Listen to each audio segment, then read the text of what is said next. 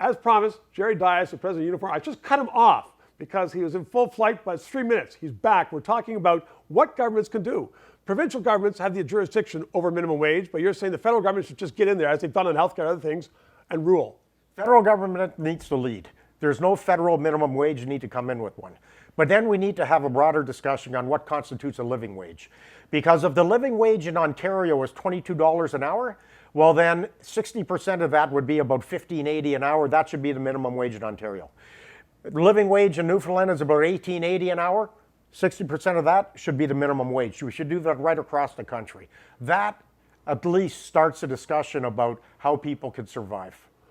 Well, I mean, we have businesses all over Ontario, franchises. And I can't name them. I've been in trouble with that before, but everybody watching knows that. The owners are making millions and millions of dollars. As I say, it's off the backs of the working poor who are getting the minimum wage or sometimes below the minimum wage. Why is there not a political movement to help these people who are working their butts off and not getting paid fairly? Well, I think there is a political movement, and I think it started when COVID-19 hit, and Canadians really understood who were the essential workers.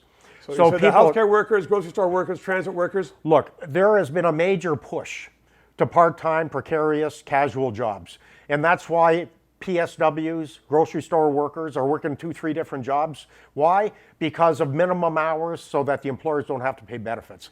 People are seeing it, people are embarrassed by it, and people will walk picket lines with them in order to win justice. So are we going to be seeing more action from Unifor, more, not industrial action, because people don't like strikes. You don't like strikes, no one likes strikes. But are you going to be having more political action to make sure that you can help people? I'm in bargaining right now with the Dominion stores in Newfoundland, which is owned by Loblaws. They took away the $2 an hour pandemic pay at a time where they're making more money than they ever had in their history. They got rid of 60 full-time jobs, made casual part-time jobs. We're going to fix that. There's going to be a lot of disputes in the grocery industry over the next several years because people deserve better, and frankly, I think the public sympathy is now there with these workers where frankly it never was before. Do you think we're also in a conservative leadership? I know you're very political, you follow it all. Do you think that perhaps the Conservative Party, that used to be the party of the money, is going to come out and say, we're going to fix this, elect us? Not a chance. You got the two front runners are Tweedledee and Tweedledum. So the Conservative Party, in my opinion, is rudderless. They've been rudderless under Scheer, and the reality is they're not going anywhere. What about the Liberals? They're an old white man's party. The Liberal Party is stumbling all over themselves right now. Oh my God, what were they thinking? So is that going to damage them? Yes. Will it damage their credibility? Yes. They're racing a hole right now. The Conservative Party isn't a legitimate contender, and frankly, they will survive this, not unscathed, but they will survive it. Jerry Dias, thanks very much. That's the 3 minutes. He's going to be back later on.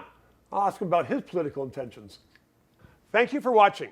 We are going to continue to broadcast from the secret bar here on top of the George Restaurant Courtyards on Queen Street East in Toronto.